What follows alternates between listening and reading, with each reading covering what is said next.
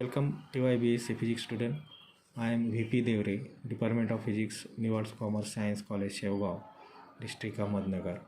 TYBSc Physics Semester 4th, Chapter 4th, Laser Output.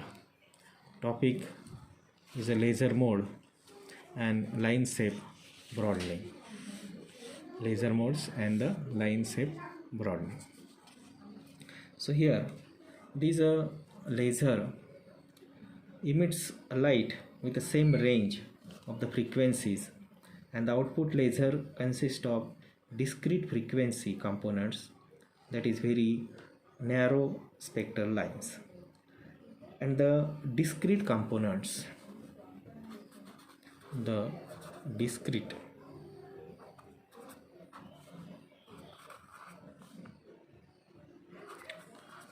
components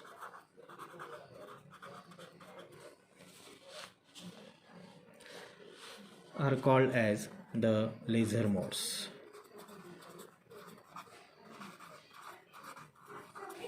These are discrete components which is called as the laser modes, and the line width of the atomic transition giving rise to the laser output. That is a line width of the atomic transition. Line width of atomic transition, and here giving rise to the laser output. This giving rise to the laser output. It is called as the laser output.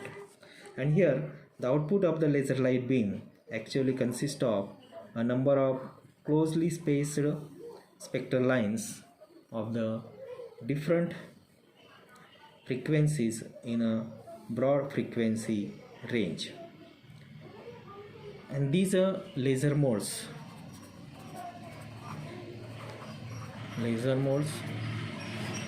Which is are categorized into the two modes. Means first is the axial mode and second is the transverse mode. Transverse modes. So here axial mode and the transverse mode. So the axial modes are constructed by the light waves moving exactly parallel to the cavity axis. Okay, means these are axial mode which is constructed by the light waves. These are light waves moving exactly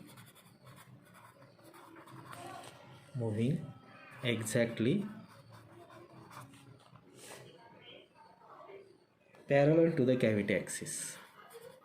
These are parallel to the cavity axis.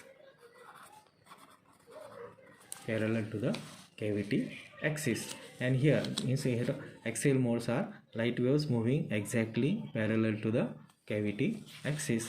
And here these transverse modes means there are some other waves traveling out of the axis. These are when it is traveling out of the axis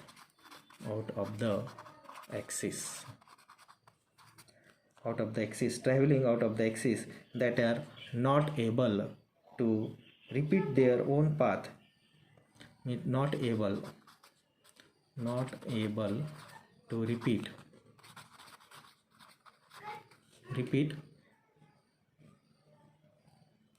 their own path,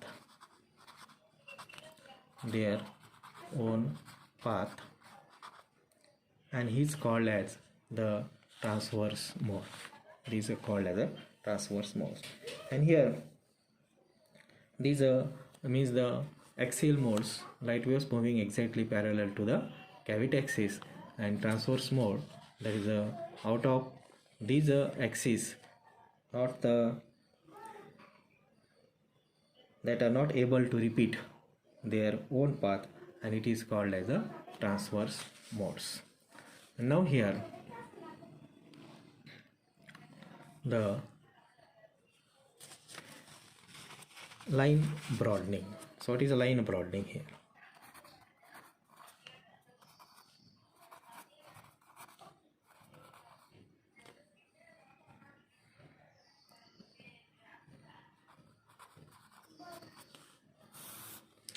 So here this line broadening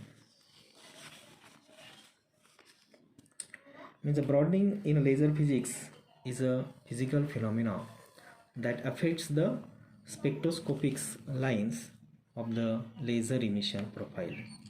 And here this laser emission is due to the excitation of an atom system between an excited state and the ground state. And here the difference in energy between these two states is proportional to the frequency or wavelength of the photon emitted. And here this frequency and the wavelength of the beam will have certain width, and here that is the broadening. Means here what is the broadening? The frequency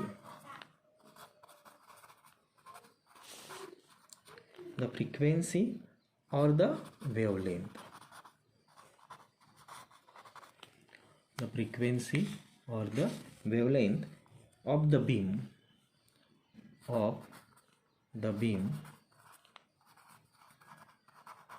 will have certain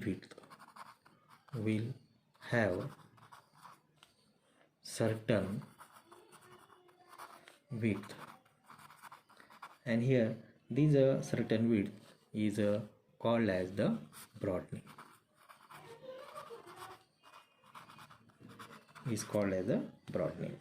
And a frequency at which absorption or emission of the light takes place, and here which is given by, we know that is E is equal to h nu, and here E is equal to h nu, so therefore it is written as delta E is equal to here h nu, and both are these equation number, that is equation number 1. So where delta E means what? Is the difference between the ground state energy state, difference between the ground state energy state and the excited state energy state of the atom. And here what is the h? We know h is the Planck constant.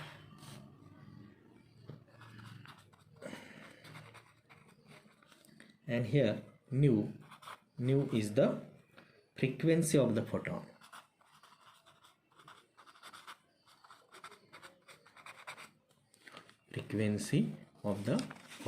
Nu is the frequency of the photon. Okay, and here there are the two types of the broadening depending upon the nature, and here these broadening mechanism here we will see.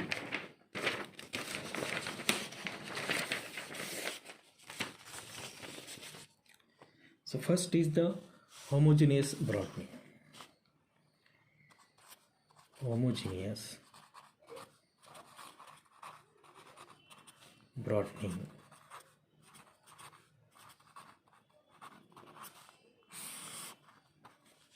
So what is here? These homogeneous broadening here.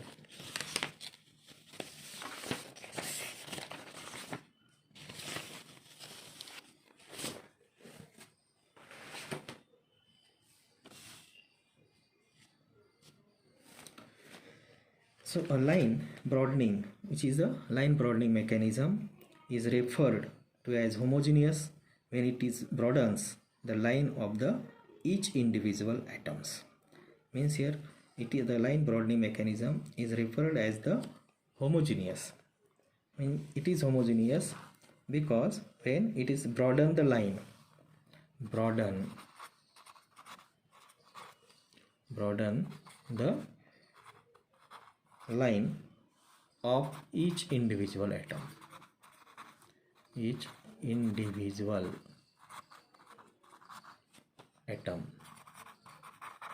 of the broaden the line of the each individual atom, and here these are natural broadening and the collision broadening. So what is the example of this homogeneous? This is the natural broadening,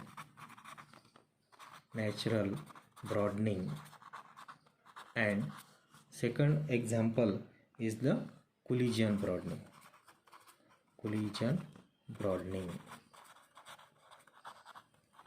Okay, so this is the homogeneous broadening mechanism, and here means that is the meaning of this homogeneous broadening. And if this broadening mechanism affects each individual atom in the sample to the same extent, then the broadening is said to be the homogeneous broadening. Okay, the broadening is said to be the homogeneous broadening. And here when we draw some diagrams here, homogeneous line broadening. So for that,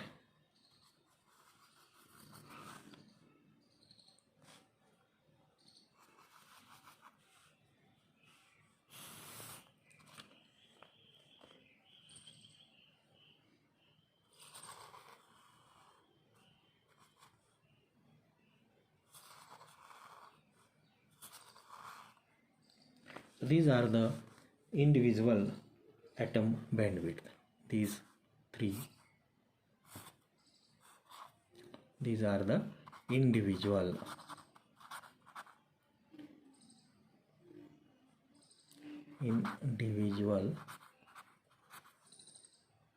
atom bandwidth.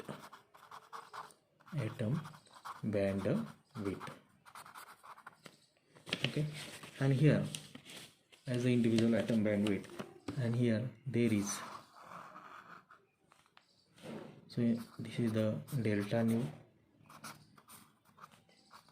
and here total, this is the total laser bandwidth.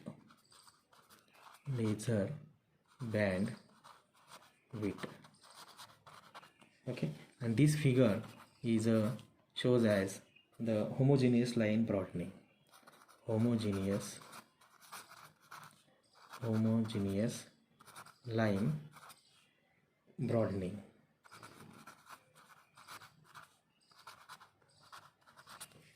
Homogeneous line broadening. Okay, individual atom bandwidth, total laser bandwidth, and here this figure is shows as the homogeneous line broadening. Okay, now here the second type, that is the inhomogeneous broadening. Inhomogeneous broadening.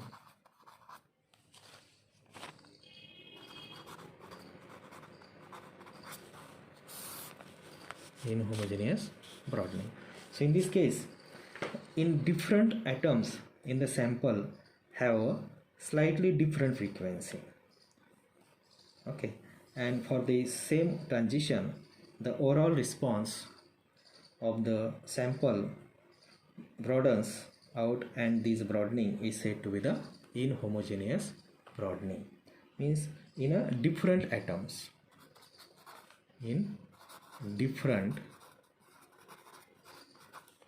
atoms in the sample have slightly different frequencies. There is a different frequencies for the same transition.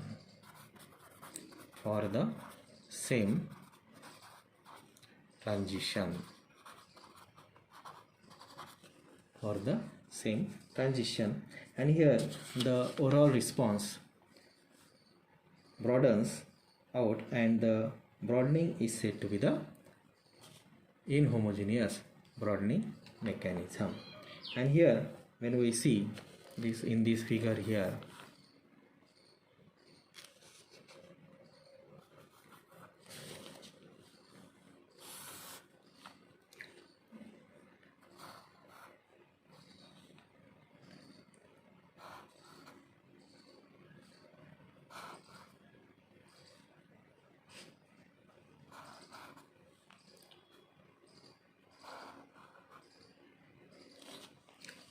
So here these are the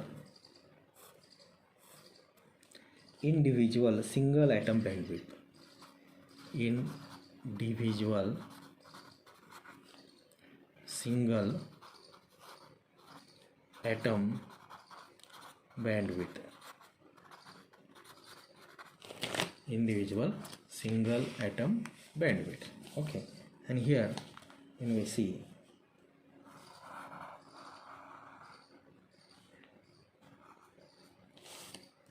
total laser bandwidth, this is the total laser bandwidth.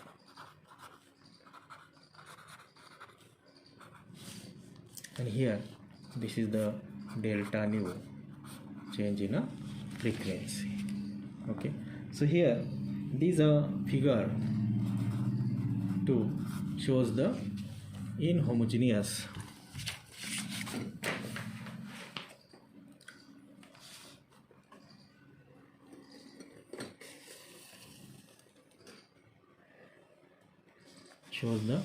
this figure shows the inhomogeneous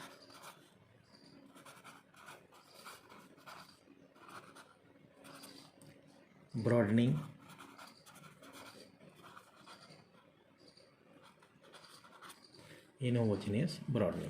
Okay, and now here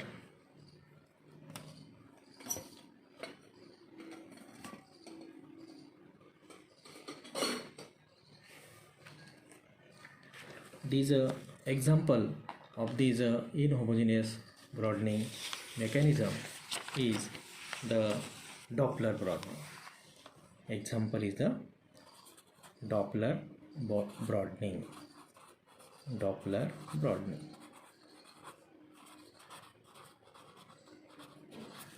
This is the example of the inhomogeneous broadening mechanism. And here these Doppler broadening results from the difference in frequencies measured for the radiation emitted from the atoms as they travel away from or towards an observer. So therefore the line broadening has line broadening has these 3 examples. First example is the natural broadening. This is the natural or lifetime broadening. It is the lifetime broadening. Okay, natural or the lifetime broadening. Second is the collision or the pressure broadening.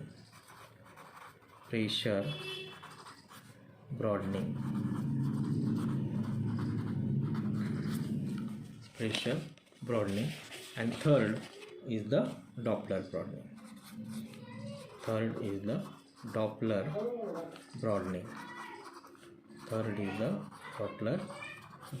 Okay, so here these line broadening shows these particular 3 examples here: natural or the lifetime broadening, then the collision or the pressure broadening, and third is the Doppler broadening. Okay, so these are the 3 examples of that. And now here first is the natural lifetime broadening.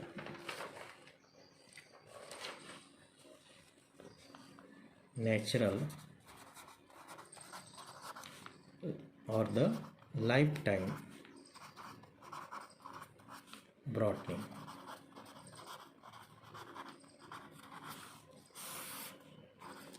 Natural lifetime broadening.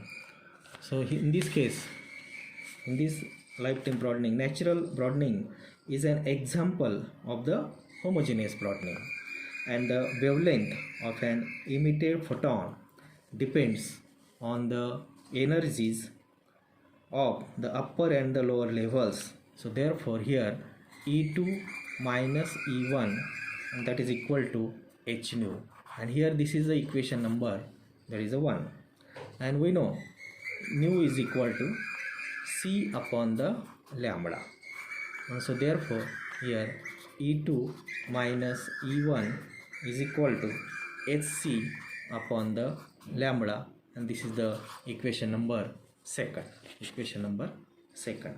And note that the energy levels in an atom are in a reality not sharp, and if energy levels are sharp, then energy difference is a 0.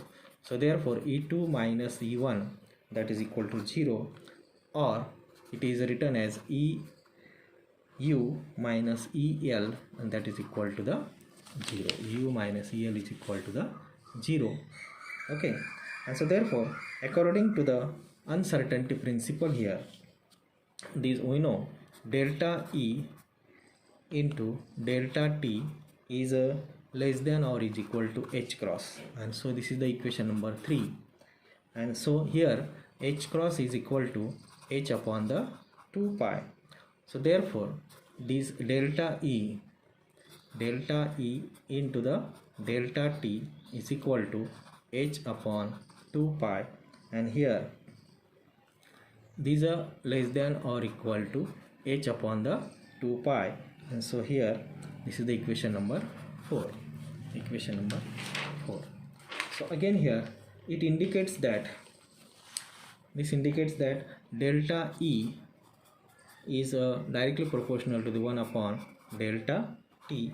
This is the equation number 5. Therefore we conclude that energy difference is a 0. Here this energy difference is